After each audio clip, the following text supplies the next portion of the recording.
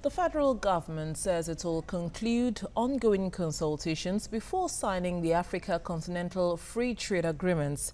This is against the backdrop of calls by South Africa urging Nigeria to sign the documents.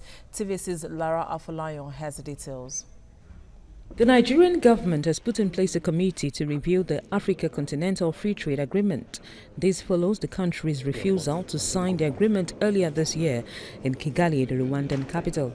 South Africa, which was initially reluctant like Nigeria, has only recently signed that agreement.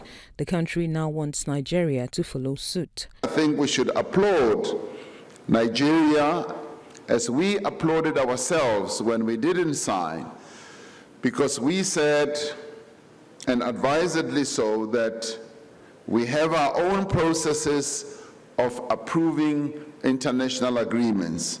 We need to consult quite extensively and deal with a number of role players in our country before we put ink on paper.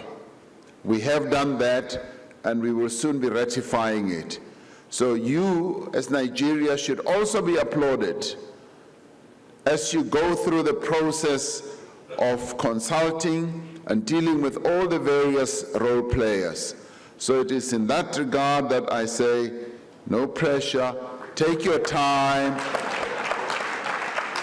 but don't tarry too long, because the continent is waiting for Nigeria and South Africa. But the Nigerian authorities maintain that for now, consultations with stakeholders on the agreement continue till the country is convinced of its benefits. We must consult. This is a federation of states, of local governments, and there are many stakeholders.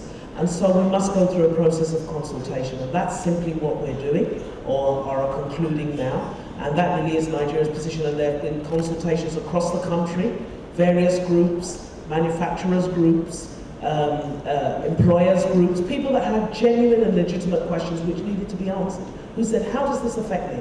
And so we've gone out and done that consultation, because it is, as the President said correctly, an extremely important move for Africa, and therefore it's got to be done right. The Africa Export-Import Bank, on its part, says it would finance inter-African trade with $25 billion till the year 2025. We cannot hope to gain support to reverse the colonial legacy of divide and rule if we cannot show that an integrated Africa will make the lives of our people much better. Some of these include a strategy to disburse an amount of $25 billion in support of intra-African trade by the end of 2021. And I tell you, in 2017 alone, we did $8 billion. Nigeria's fiscal authorities want development finance institutions in Africa to continue supporting countries like Nigeria in areas that promote trade and investment for more business growth on the continent. Lara Afolayan, TVC News, Abuja.